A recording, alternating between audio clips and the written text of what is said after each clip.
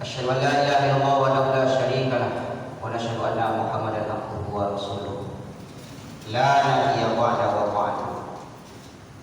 اللهم صل وسلم وبارك على سيدنا محمد وعلى آله ومن تبعهم بإحسان إلى يوم الدين. أما بعد فيا عباد الله أيها الحاضرون أسعدكم الله. حيانا اتقوا الله حق تقاته ولا تموتن إلا وأنتم مسلمون. كما قال الله تعالى في كتابه الكريم: أعوذ بالله من الشيطان الرجيم. بسم الله الرحمن الرحيم. يا أيها الذين آمنوا اتقوا الله حق تقاته ولا تموتن إلا وأنتم مسلمون. وقال أيضا: يا أيها الذين آمنوا اصبروا وصابروا ورابطوا واتقوا الله لعلكم تفلحون.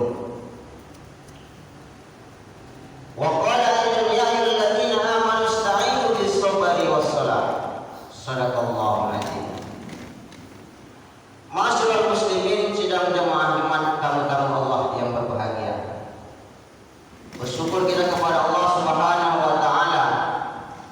Mudah-mudahan segala amal ibadah kita diterimanya, segala dosa-dosa, kekhilafan dan kesalahan kita diampuninya.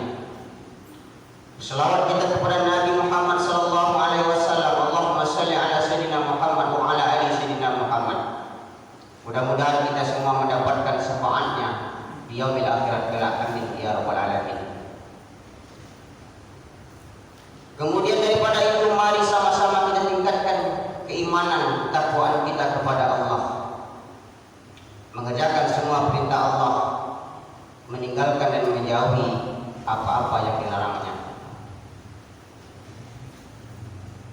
Ma'asyiral muslimin, tamu-tamu Allah yang berbahagia, pada kesempatan Jumat yang mulia ini materi khutbah kita adalah tentang bagaimana menjadikan hati ini lapang agar bisa menghadapi permasalahan di dalam hidup ini. Ma'asyiral muslimin, tamu-tamu Allah yang berbahagia, kita ini adalah manusia yang terlahir selalu dengan dua sisi. Kadang kita ini benar, kadang kita ini salah. Kadang kita ini lurus, kadang kita ini bengkok. Kadang kita ini senang, kadang kita ini susah. Kadang kita ini baik, kadang kita ini buruk. Kadang kita di atas, kadang kita di bawah. Inilah dua sisi yang tidak pernah terlepas dari diri kita sebagai manusia. Tak ada manusia yang selamanya di atas, tak ada pula manusia yang selamanya di bawah. Tak ada manusia yang selamanya berada dalam kesusahan, dan tak ada pula manusia yang selamanya berada selalu dalam kesenangan. Maka dari dua sisi yang selalu melekat kepada kita manusia ini, maka sudah pasti kita akan mengalami persoalan-persoalan dan permasalahan-permasalahan di dalam hidup ini. Ma'asyiral muslimin, tamu-tamu Allah yang berbahagia,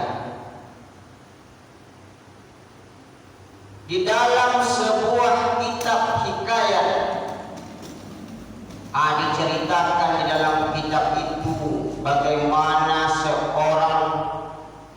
seseorang yang lari dari persoalan-persoalan hidupnya. Adapun pemuda ini atau seseorang ini suatu ketika mendapatkan permasalahan dan persoalan-persoalan hidup yang begitu pelik, sehingga ia merasa tidak mampu lagi bagaimana mengatasi persoalan-persoalan hidupnya.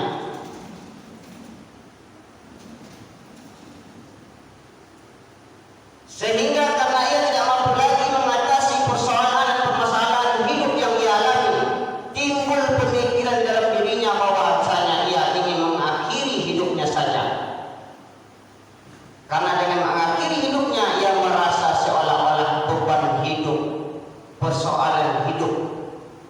hilang dari dirinya. Maka pergilah ia ke suatu tempat.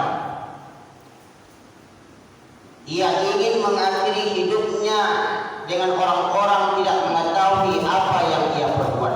Lari dia dari orang. Maka di dalam perjalanan yang jauh itu ia mencari tempat yang sunyi bagaimana ia ingin mengakhiri hidupnya. Di dalam pikirannya tak ada kata lain, dia harus mengakhiri hidupnya. Karena dengan mengakhiri hidupnya persoalannya pun lepas hilang. Di dalam perjalanan itu, dalam keadaan yang kacau balau, maka bertemulah pemuda ini tadi dengan sosok seorang tua, seorang ahli sufi yang terkenal dengan tawaduknya. Maka sosok ahli sufi ini melihat dan memanggil pemuda tersebut. Wahai anakku, kemarilah. Seorang ahli sufi yang benar-benar tawaduk pasti tahu apa yang nampak dilihat dari wajah pemuda tersebut. Ia berkata, aku melihat di wajahmu, wahai pemuda, penuh dengan persoalan-persoalan. Lalu pemuda tersebut menjawab, benar wahai bapak, sesungguhnya aku sudah tidak mampu lagi mengatasi persoalan-persoalan hidup ini,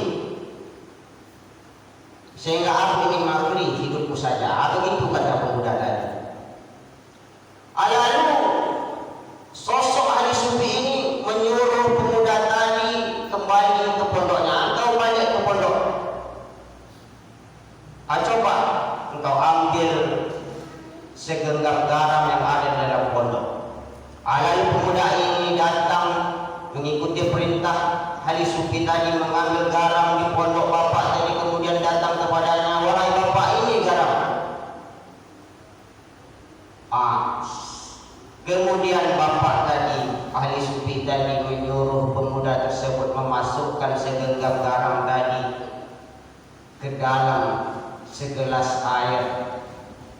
Lalu silakan engkau aduk garam yang ada dalam gelas tersebut, kata bapak tadi. Diaduklah oleh pemuda tersebut. Ketika sudah larut, sang bapak tadi berkata, minum airnya. Diminumlah oleh pemuda tersebut.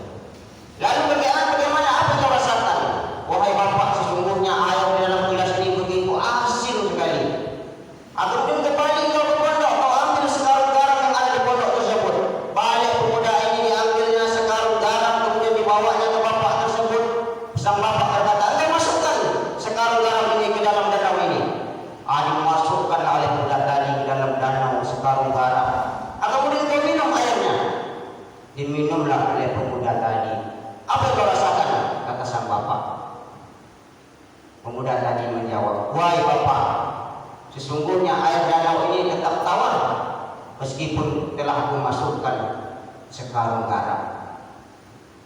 Masyaallah muslimin, tamu-tamu Allah yang berbahagia, ini sebuah hikayat yang dalam maknanya. Sesungguhnya garam tadi adalah ibarat persoalan-persoalan permasalahan di dalam hidup kita. Segenggam garam ini adalah persoalan hidup kita yang kecil, dan sekarung garam tadi ibarat persoalan hidup kita yang banyak bertubi-tubi.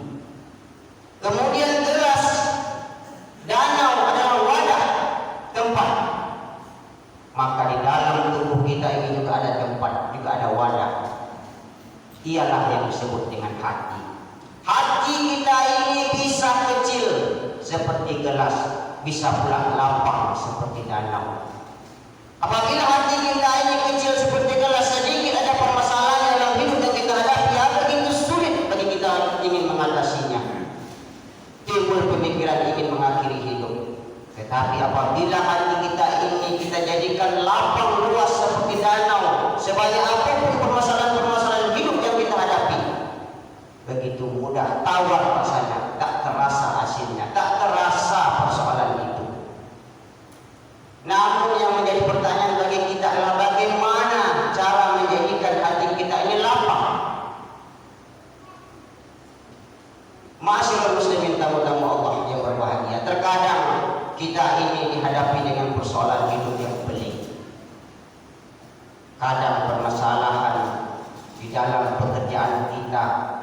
tindih menindih, singgung menyinggung, geser menggeser, ini sudah alami.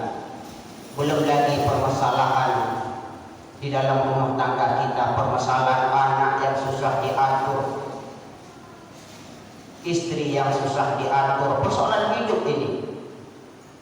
Belum lagi persoalan ekonomi kita yang begitu susah, hutang berjepit-jepit.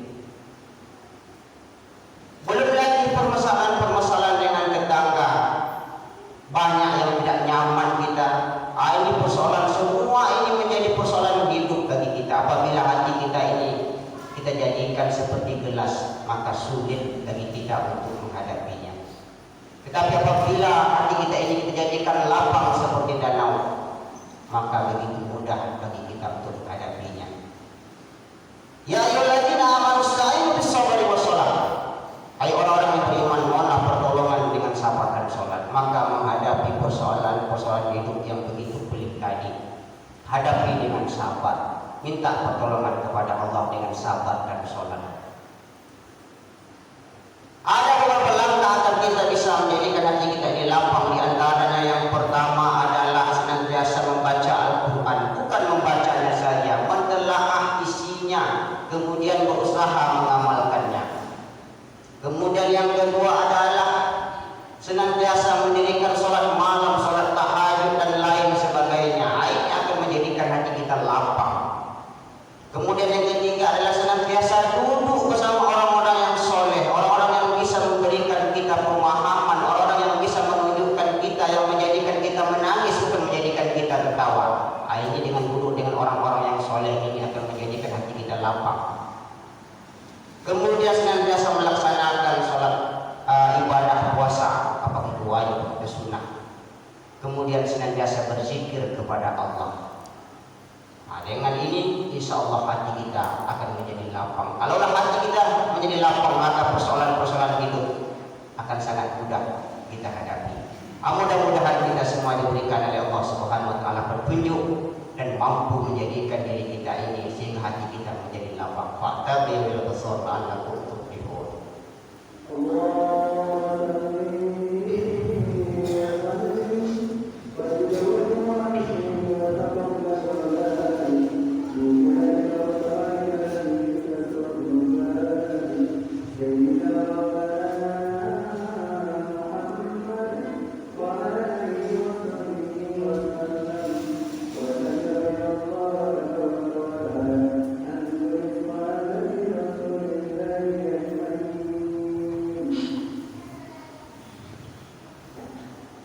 Alhamdulillah hamdan katsiran kama amar.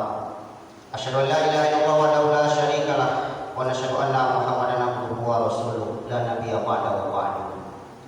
Allahumma shalli wa sallim wa barik ala sayyidina Muhammad wa ala alihi wa man tabi'ahum bi ihsan ila yaumiddin. Amma ba'du fa ibadallah ayyuhal hadirun asyhadakumullah hayya taqullaha haqqa tuqatih wa la tamutunna illa wa antum muslimun. Akama Allah Ta'ala fi kitabil karim. A'udzu billahi minasyaitonir rajim. Bismillahirrahmanirrahim. Ya ayyuhalladzina amanu taqullaha haqqa tuqatih wa la tamutunna illa wa antum muslimun. Wa qala aidan innallaha wa malaikatahu yusholluna 'alan nabi.